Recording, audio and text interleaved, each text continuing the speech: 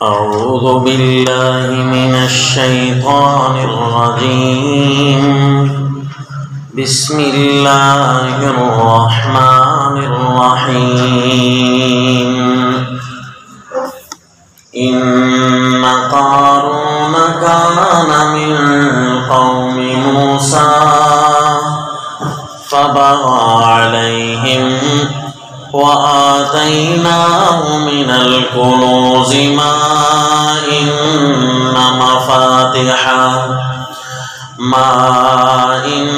مفاتحه لتنوء بالعصبة أولي القوة إذ قال له قومه لا تفرح إن الله لا يحب الفرحين. وصلی اللہ علی النبی الکریم. سورہ القصص آیت نمبر 76. سلسلہ قصص القرآن میں سیدنا موسیٰ علیہ السلام کے واقعات کا تسلسل جاری ہے. پیارے موسیٰ علیہ السلام نے تبلیغ اعلانات جب فرمائے تو اس وقت فرعون قتل و غارت پر تیار ہوا،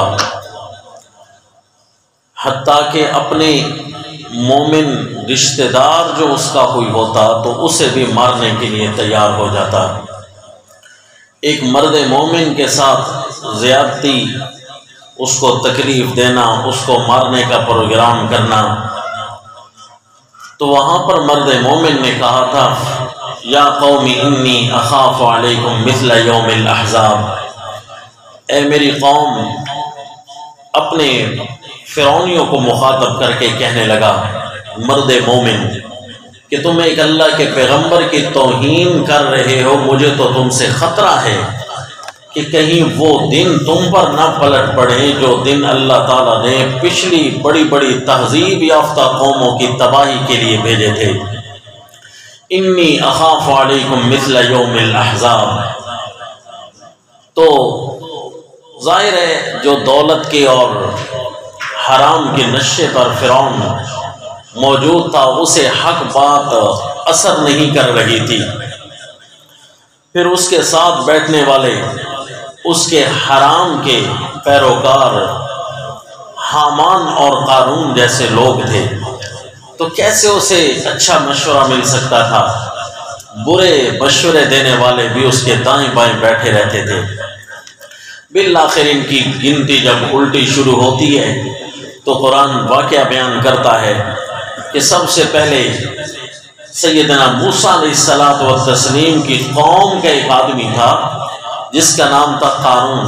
کان من قوم موسیٰ، لیکن وہ منافق تھا. ایک روایت میں ہے، تفسیر خازن نے نقل کیا کہ یہ تورات کو بہت زیادہ جاننے والا تھا، بڑا پڑھتا تھا یہ، لیکن تھا منافق. سیدنا موسیٰ علیہ السلام کے اندر سے دشمنی کرتا تھا. اس کا مطلب ہے اللہ نے قابلیت پر کچھ نہیں رکھا بلکہ مقبولیت پر رکھا ہے. بے شک لائق ہو، بے شک اچھا ہو، تعلیمی اعتبار سے پڑھتا ہو سیدنا موسیٰ علیہ السلام کے پاس، لیکن اس نے بے ادبی کی، اللہ کے پیغمبر کی توہین کرنے پر تیار تھا. حتیٰ کہ بنی اسرائیل پر جو ظلم و تشدد فرعون کیا کرتا تھا وہ بھی اس قارون کے ذریعے، مثلا اسے ٹیکس وصول کرنے والا رکھ لیا. روایت میں آتا ہے کہ وہ سارے ٹیکسز بنی اسرائیل سے جرمانے وغیرہ وصول کرتا اور یوں پھر قارون کو کہتا اپنی تنخواہ یہاں سے نکال اور باقی مجھے سارے جمع کرا دے. تو یہ بہت بڑا ظالم. اس نے بڑی دولتیں اکٹھی کی. جب ان کی قوم پر عذاب شروع ہوتے ہیں تو قارون بھی اسی عذاب میں گرفتار ہو جاتا ہے. چنانچہ اس کا تفصیلی واقعہ قرآن بیان کرتا ہے کہ سیدنا موسیٰ علیہ السلام کے دشمن خواہ فرعونی ہوں یا آپ ہی کی قوم کے ہوں، اور دشمن ہو سیدنا موسیٰ علیہ الصلوۃ والتسلیم کی، تو کیسے ان کی پکڑ شروع ہوتی ہے؟ پھر اللہ تعالیٰ کے عذابات کی کثرت آنی شروع ہو گئی اسی ملک کے اندر جہاں پیارے موسیٰ علیہ الصلوۃ والتسلیم کی دشمنی کی جاتی یا ان آپ کی توہین کی جاتی تھی۔ چنانچہ قارون کو کس طرح گرفتار عذاب کیا گیا؟ ایسا کہ اسے وہم بھی نہ تھا، وہ تو اپنی دولت کے نشے میں مست تھا، لیکن اللہ تعالیٰ کی پکڑ نے کیسے اسے آ لیا؟ چنانچہ قرآن پاک میں وہ منظر کشی ہے۔ سورہ القصص آیت نمبر 76۔ اعوذ باللہ من الشیطان الرجیم، بسم اللہ الرحمن الرحیم۔ ان قارون کان من قوم موسیٰ فبغى عليهم وآتيناه من الكنوز ما إن مفاتحه یقیناً قارون قوم موسیٰ سے حضرت موسیٰ علیہ السلام کی قوم سے تعلق رکھتا تھا، لیکن فبغى علیہم اپنی قوم پر بغاوت کرنے لگ گیا پیارے موسیٰ علیہ السلام، اور آپ کی مظلوم قوم کے ساتھ زیادتی کرنے پر تیار ہوا، فرعون کا ساتھ دینے لگا۔ وہ بھی سرکش بن چکے تھے نا، ان فرعون علا فی الارض، اور یہ بھی باغی بن چکا تھا قارون، سارے گویا کہ ایک ہی راستے پر تھے۔ وَآتَيْنَاهُ مِنَ الْكُنُوزِ مَا إِنَّ مَفَاتِحَهُ، اور دیے ہم نے اسے اتنے خزانے کہ جس کو اٹھایا کرتے تھے، جن خزانوں کو اٹھایا کرتے تھے ایک جماعت بڑی طاقتور، اولِ القوہ، اس بات 3 سے لے کر 10 تک کے افراد کو کہتے ہیں، ان خزانوں کو اٹھانے والی بڑی طاقتور جماعت تھی۔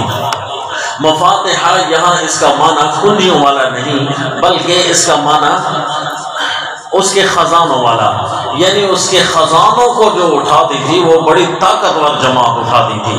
اِذْ قَالَ لَهُ قَوْمُهُ لَا تَفْرَحْ إِنَّ اللَّهَ لَا يُحِبُّ الْفَرِحِينَ، جب اسے قوم والے کہتے تھے لا تفرح، اکڑ نہیں اپنے مال کی وجہ سے، اپنی دولت کی وجہ سے اکڑ نہیں، ان اللہ لا يحب الفرحین، بے شک اللہ نہیں پسند کرتے، اللہ نہیں محبوب بناتا اکڑنے والوں کو، ناحق اکڑنے والے، یعنی اپنے دولت کے نشے کی وجہ سے۔ یہ دنیا کی ایک نحوست کی مثال بھی ہے کہ جب دنیا قریب آ جاتی ہے تو اس کی نحوست تیر ہو جایا کرتی ہے۔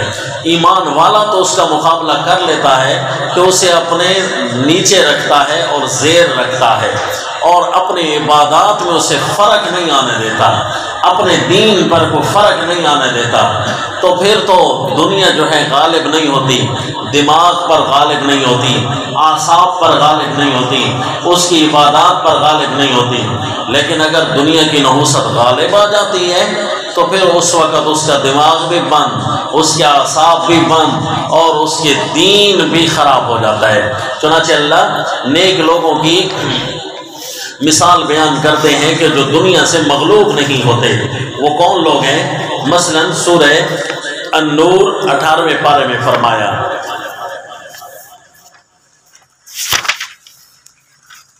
سورہ النور آیت نمبر 37 میں فرمایا،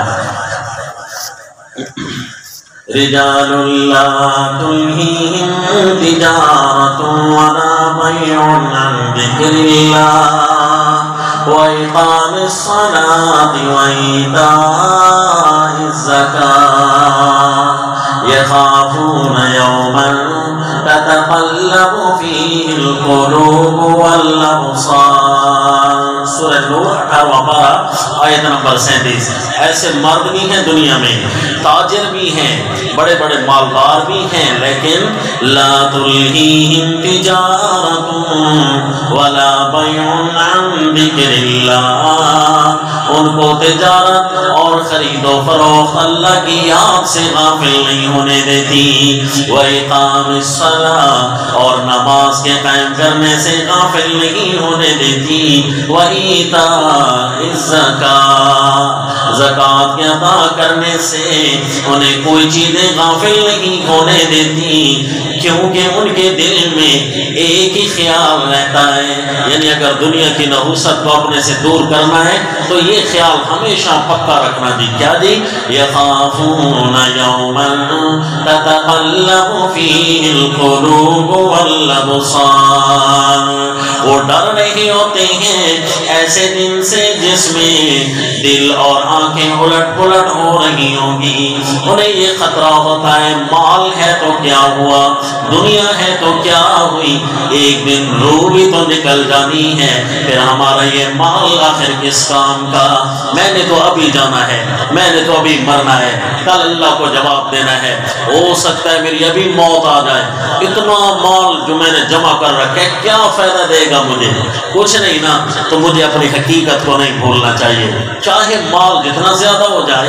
یخافون یوما تتقلب فیہ القلوب والابصار، لہذا بڑا ڈرنا چاہیے اس دنیا کی نحوست سے۔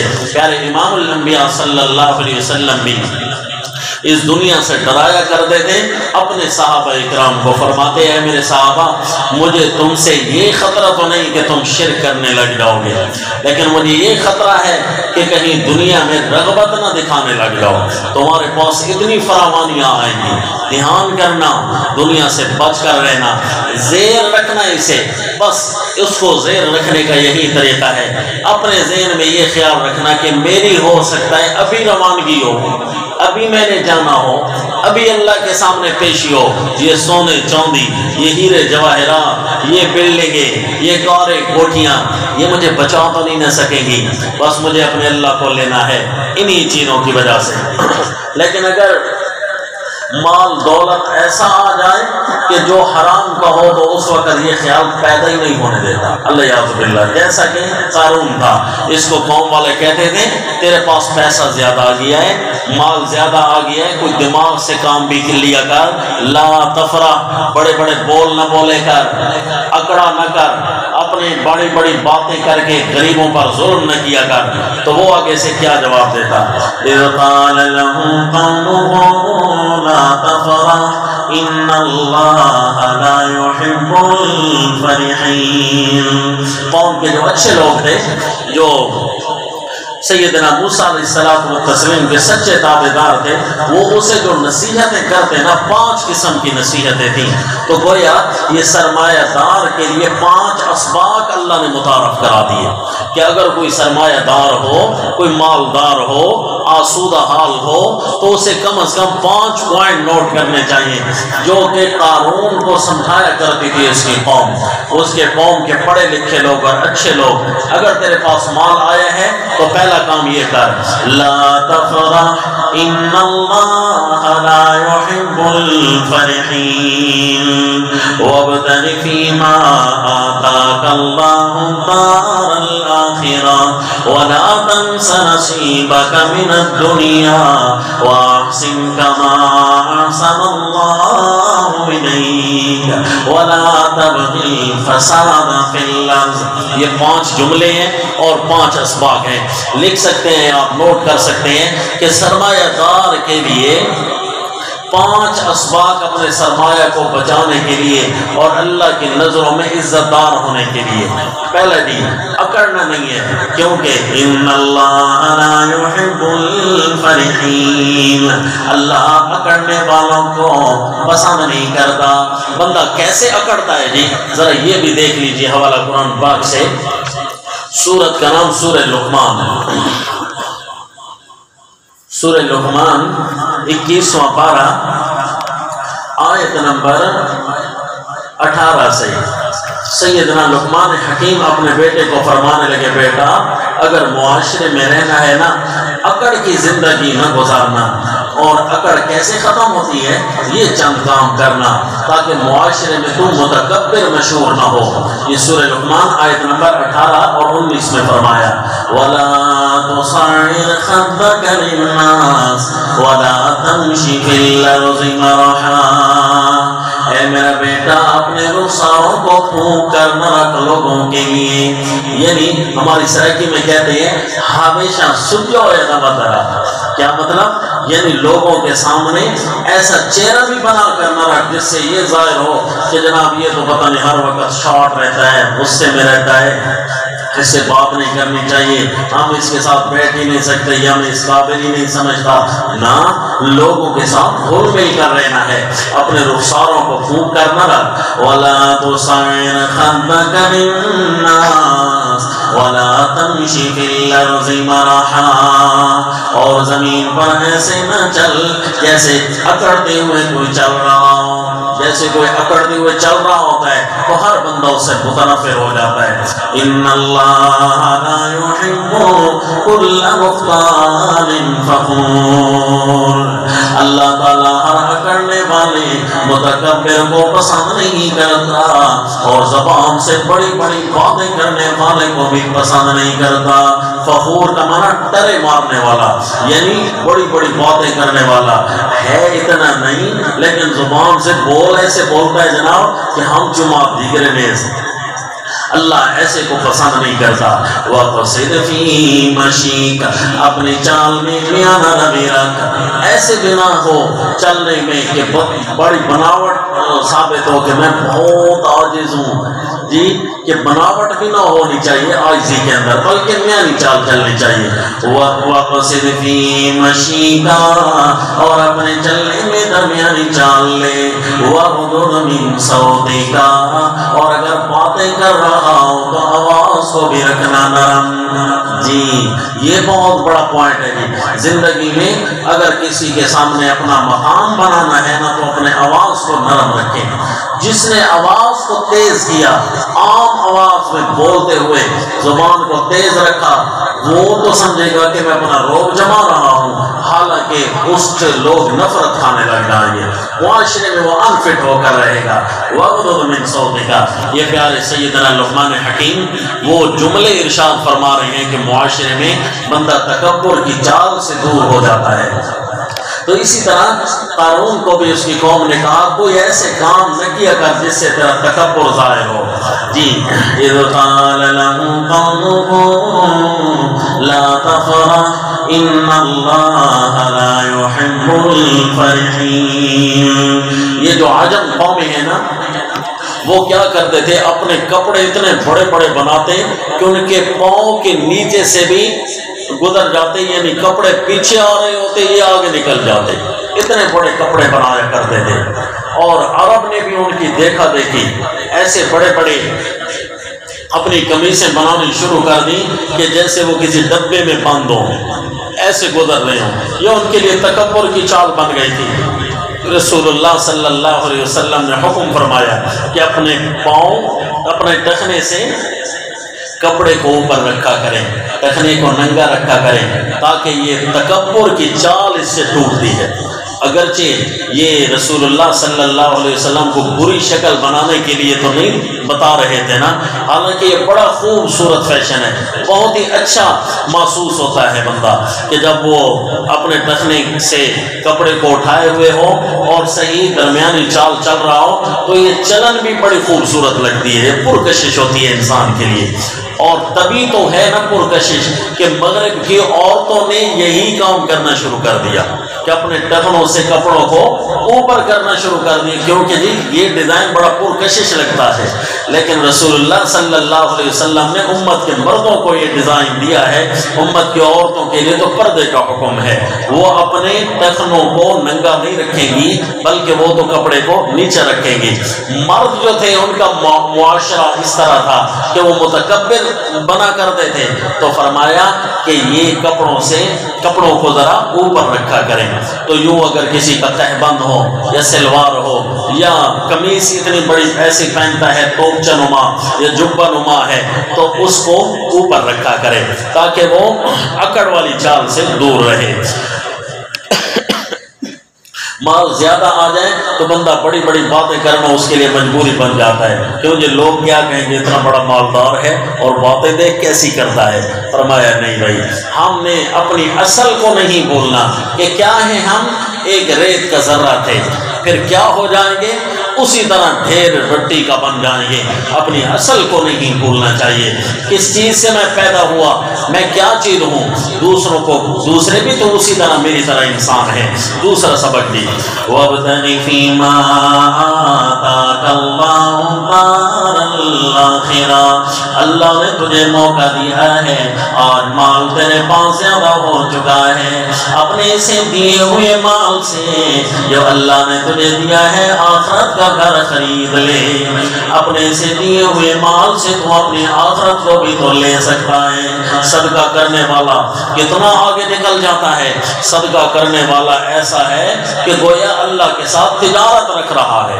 کیا جی، ایک کے بدلے 700 تو اسے اللہ دیں گے، یہ اللہ تعالیٰ نے فیصلہ کیا ہے، اور 700 کے مقابلے میں پھر اللہ دیکھیں گے اس کے خلوص کو، تو 700 کے مقابلے میں اللہ اسے اور زیادہ دینا شروع کر دیں گے۔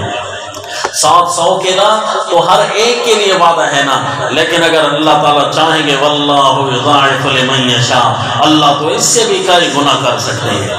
تو جی یہ صدقہ کرنے والا اپنے آخرت کے گھر کو خرید سکتا ہے۔ صحابہ کرام رضوان اللہ تعالیٰ علیہم اجمعین نے فرمایا، جو غریب صحابہ کرام تھے آپ صلی اللہ علیہ وسلم کے پاس ہے، اللہ کے نبی ہمارے جو مالدار صحابہ ہیں نا، بھائی ہیں، دوست ہیں، انہوں نے تو اپنی آخرت کو خوب کمایا ہے، بڑے صدقے خیرات کرتے ہیں، کیونکہ رسول اللہ صلی اللہ علیہ وسلم نے دیکھا کہ پیارے عثمان غنی رضی اللہ تعالیٰ عنہ نے غزوہ تبوک کے موقع پر اتنا مال دیا، جب بھی اللہ کے نبی کو ضرورت پڑتی تو آپ مال اپنا پیش کر دیتے، اپنی ساری تجارت کو اسی کام پر لگا دیا، ساری اپنی جمع پونجی ختم کرنے پر تیار ہو گئے۔ رسول اللہ صلی اللہ علیہ وسلم ان کا دیا ہوا مال اپنی گود میں رکھ کر ان کو دیکھ بھی رہے تھے، فرما رہے تھے ما ضر عثمان ما عمل بعد اليوم، آج کے بعد اگر عثمان کوئی بھی کام کرے گا تو وہ سارے فائدے والے کام ہوں گے، کبھی اس کو کسی کام سے نقصان نہیں ہوگا، کیونکہ اللہ نے اسے اپنا محبوب بنا لیا ہے، اور جو رب کا محبوب بنتا ہے وہ کبھی کسی غلطی میں ملوث نہیں ہو سکتا۔ یہ رسول اللہ صلی اللہ علیہ وسلم ان کے حسن کردار کی گارنٹی دے رہے ہیں، یہ حسن کردار ہر ایک خرید سکتا ہے، لیکن پیارے عثمان نے اللہ کی راہ میں مال دے کر یہ اچھا کردار خرید لیا ہے صلی اللہ علیہ وسلم۔ پیارے عثمان غنی رضی اللہ تعالیٰ عنہ اپنے مال کے ذریعے جنتیں کمانے والے، انہوں نے تو کئی ذرائع بنا رکھے تھے جنت کمانے کے، تاہم ایک مال بھی تھا، تو صحابہ کرام جو غریب تھے نا، ان کو یہ دیکھ کر چاہتیں لگا کرتی، کاش ہم بھی ہوتے خرچ کرنے والے۔ ایک دن آپ صلی اللہ علیہ وسلم کے پاس یہی چاہت لے کر آئے، اللہ کے نبی مال ہمارے پاس ہے نہیں، ہمارے پھر یہ امیر صحابہ دوست تو آگے بڑھ جائیں گے۔ اللہ کے نبی نے فرمایا میں تمہیں ایسی بات بتاتا ہوں کہ تم بھی پڑھ سکتے ہو اپنے امیر صحابہ سے، اپنے امیر دوستوں سے۔ کہا جی وہ کیسے؟ کہا تم یہ کہا کرو سبحان اللہ الحمدللہ اللہ اکبر 33 دفعہ سبحان اللہ، 33 دفعہ الحمدللہ، 34 بار اللہ اکبر۔ جب کوئی موحد کہتا ہے نا، اللہ اس کے لفظ کو، سبحان اللہ کے جملے کو، الحمدللہ کے جملے کو، اللہ اکبر کے جملے کو اتنا بڑھانا شروع کر دیتے ہیں کہ مالدار کے مال سے بھی بڑھ جایا کرتا ہے۔ کچھ عرصہ گزرا تو پھر غریب صحابہ کرام تشریف لائے، اللہ کے نبی وہ جو آپ نے ہمیں ذکر بتایا تھا نا، قد سمع اخواننا اہل الثروہ، ہمارے مالدار بھائیوں نے بھی وہ سن لیا ہے، اب تو وہ بھی پڑھنے لگ گئے ہیں۔ تو آپ صلی اللہ علیہ وسلم نے فرمایا یہ اللہ تعالیٰ کی دین ہے، اللہ جسے دینا چاہیں، بہرحال تم لگے رہو محنتوں میں، اللہ تمہیں بھی بڑھا سکتا ہے۔ جی تو اپنے مال کے ذریعے بندہ آخرت بھی کما سکتا ہے، تو اس لیے رسول اللہ صلی اللہ علیہ وسلم نے بھی ارشاد فرمایا غنا کا قبل فقر، اگر تیرے پاس کچھ دن فراخی آتی ہے نا تو اس کو غنیمت سمجھ لیا کر، مال آیا ہے اس کو میں غنیمت سمجھ لوں اور اس سے میں اپنے اللہ کو کما لوں، اپنے اللہ کو حاصل کر سکتا ہوں، اپنے اللہ کی محبتیں سمیٹ سکتا ہوں، آخرت کے گھر بنا سکتا ہوں۔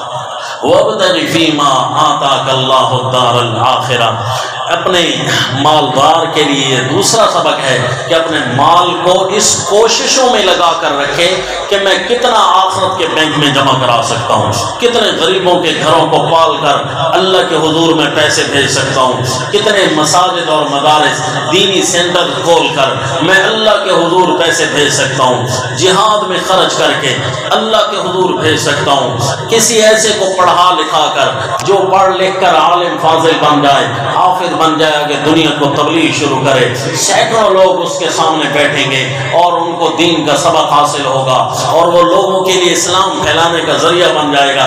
میں کوئی ایسا بندہ تیار کروں، ایسے پر خرچ کروں تو یوں اپنا مال سارا کا سارا اللہ کے حضور لگا رہا ہوتا ہے۔ کئی لوگ اپنی زمینیں مساجد کے لیے دے دیتے ہیں، انہیں پتہ ہے قیامت تک کے لیے وقف ہو چکی ہے، اب اس نے تبدیل نہیں ہونا، تو یوں اپنے مال کے ذریعے اپنے آخرتیں کما رہے ہوتے ہیں۔ تو یہ مالدار کے لیے بہترین سبق ہے۔ اور تیسرا سبق کیا ہے جی؟ وَلَا تَنْسَ نَصِيبَكَ مِنَ الدُّنْيَا وَأَحْسِنْ كَمَا أَحْسَنَ اللَّهُ إِلَيْكَ وَلَا تَبْغِ الْفَسَادَ فِي الْأَرْضِ۔ تیسرا سبق یہ ہے کہ اے مالدار، مال تیرے پاس آ گیا ہے تو دنیا میں کیا کرنا ہے تو نے یہ نہ بھولنا کبھی، لا تنس نصیبک من الدنیا، مال تیرے پاس آ گیا ہے تو اسے اپنا حصہ کبھی نہ بھول کہ میں نے دنیا میں کیا کرنا ہے اپنے اس مال کے ذریعے۔ مال تیرے پاس اگر آیا ہے تو اس کے حقوق پورے کر، عشر دینا ہے، زکوٰۃ دینی ہے، جو اللہ نے زندگی میں میرا حصہ لگا دیا ہے تو وہ حصہ میں بھولوں نہیں۔ وہ اگر مجھے بھول گیا یعنی میں نے چھوڑ دیا تو اس وقت پھر نقصان ہوگا، یہی مال الٹا پڑنا شروع ہوگا۔ جس مال سے زکوٰۃ نہ ادا کی جائے، جس مال سے عشر نہ ادا کیا جائے، وہ مال جانور بن کر ڈسنا شروع ہو جاتا ہے اور یہی مال پھر الٹا پڑ جاتا ہے۔ اللہ یعوذ باللہ۔ وَلَا تَنْسَ نَصِیبَكَ مِنَ الدُّنْیَا، اس مال کو، لیکن مال اللہ نے دیا ہے اس سے پھر حرام کا استعمال شروع کر دے۔ کہنا لا تنس نصیبک من الدنیا، دنیا میں ایسا خرچ نہ کر کہ تو اس سے کوئی حرام چیزیں خرید رہا ہو۔ جی اس کی تازہ مثال موبائل ہی ہو سکتی ہے، یا اس کے علاوہ اور چیزیں جو اس وقت روئے زمین پر ناجائز پھیل چکی ہیں، نعوذ باللہ من ذالک۔ تو اپنے اس حصہ کو دنیا میں نہیں بھولنا چاہیے۔ یہ تیسرا سبق تھا جی۔ چوتھا سبق کیا ہے؟ وَأَحْسِنْ كَمَا أَحْسَنَ اللَّهُ إِلَيْكَ، تو بھی اسی طرح احسان کر جیسے اللہ نے تیرے اوپر احسان کیا ہے، تو بھی احسان کر۔ ماں کے پیٹ سے جیسے تو پیدا ہوا تو مالدار تو نہیں تھا، تو کچھ کما نہیں سکتا تھا، لے نہیں سکتا تھا، پھر اللہ نے تجھے مالدار بنایا، پھر تیرے پاس پیسہ آنا شروع ہوا، تیرے سامنے ہٹو بچوں کی صدائیں لگنی شروع ہو گئیں، فراوانیاں ڈھیر پہ ڈھیر لگنا شروع ہو گئے۔ بتا دوسرے بھی تو تیری طرح انسان ہیں، لیکن اللہ نے تیرے اوپر احسانات کی پالش کر رکھی ہے۔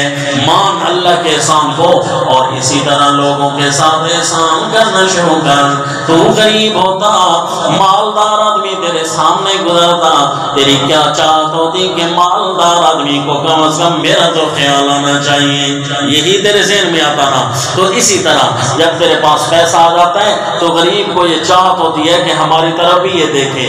احسن کما احسن اللہ الیک، ہمارے استاد فرمایا کرتے تھے کہ اگر احسان کرنا ہے نا غریبوں کے ساتھ، صدقہ کرنا ہے تو صدقے کو ضائع نہ کریں، بلکہ صدقے کو کام پر لگائیں۔ وہ ضائع کرنا کیسے ہوتا ہے کہ مثال کہ آپ نے ایک دیگ چاولوں کی بنا لی اور محلے میں آپ نے تقسیم کر دی، اگر کسی غریب کے گھر بھی ایک ڈش پہنچ گئی، ایک پلیٹ پہنچ گئی، تو اس بیچارے کے 5-6 بچے ہیں تو وہ آپس میں لڑ پڑیں گے، تو کوئی یوں کا بچے ہیں نا جی، ان کو کون بچا سکتا ہے؟ تو لہذا وہ غریب ماں باپ کیا سوچیں گے کہ یہ پلیٹ ہمارے گھر میں آئی ہے رحمت کا سامان لے کر، تو نہ یہ زحمت بن گئی ہے، اس سے بہتر تو تھا یہ نہ آتی، کم از کم بچے آپس میں لڑتے تو نہ، خوشیاں ان کے چہروں پر بکھیر جاتی۔ تو فرمائے یوں ہوتا ہے صدقے کو ضائع کرنا۔ آپ بے شک 100 گھروں میں نہ بھیجیں، 50 گھروں میں نہ بھیجیں، بلکہ 3 گھروں میں بھیج دیں۔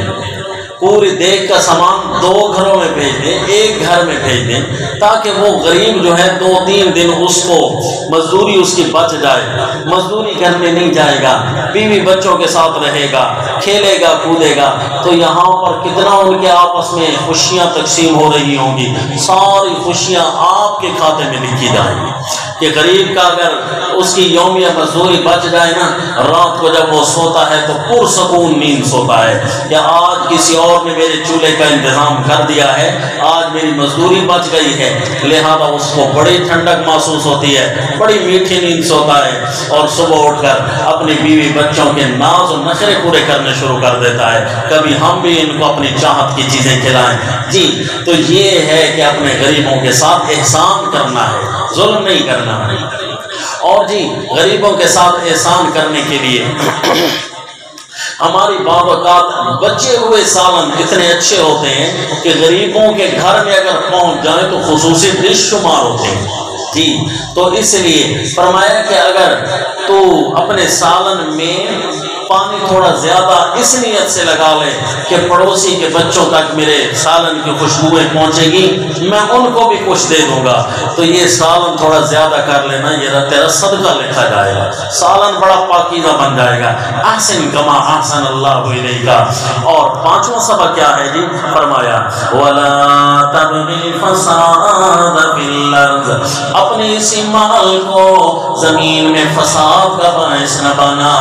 اب امیر بن گیا ہے، تو مالدار بن گیا ہے، اگر تو مالدار نہ ہوتا تو اتنی تیری لڑائیاں مشہور نہ ہوتی، امیر نہ ہوتا تو یہاں تیرے کیسز نہ چل رہے ہوتے، اگر تو غریب ہوتا تو کیسے رہتا۔ اسی طرح امیر بننے کے بعد بھی زمین میں فساد نہ کر۔ لا تبغی فساد فی الارض، اپنے پیسے والا ہونے کی وجہ سے کسی کو دکھ نہ دے، ورنہ وہ تجھے دعا دے دیں گے اے اللہ اس سے پیسہ چھین لے تاکہ یہ اپنے اصل پر لوٹ آئے، پیسہ آیا ہے تو ہمیں دکھ دینا اس نے شروع کر دیے ہیں۔ لا تبغی فساد فی الارض، زمین میں فساد نہ کر اپنے مال کے ذریعے۔ ان اللہ لا یحب المفسدین، بے شک اللہ نہیں محبوب رکھتے فسادی لوگوں کو۔ اسے اتنے زیادہ سبق دیے جاتے، آگے کیا اس کا جواب ہوتا؟ قال انما اوتیتہ علی علم، یہ تو میں نے اپنے ہنر سے کمائے، غریبوں نے میرے اوپر تھوڑا ہی احسان کیا جو میں ان پر خرچ کروں، میں نے اپنے ہنر کا اللہ نے کہاں دیا ہے جی؟ نعوذ باللہ، یہ میں نے خود اگر یہ عقل مندیاں نہ کی ہوتی تو اتنا مال میرے پاس جمع نہ ہوتا، حلال و حرام کی کوئی تمیز نہیں ہے، اس لیے یہ میں نے سارا مال جمع کیا ہے۔ بس اس کے ایسے کہنے کی دیر ہوتی اللہ کی طرف سے عذاب تیار ہو جاتے۔ انشاءاللہ باقی آئندہ وما علینا الا البلاغ۔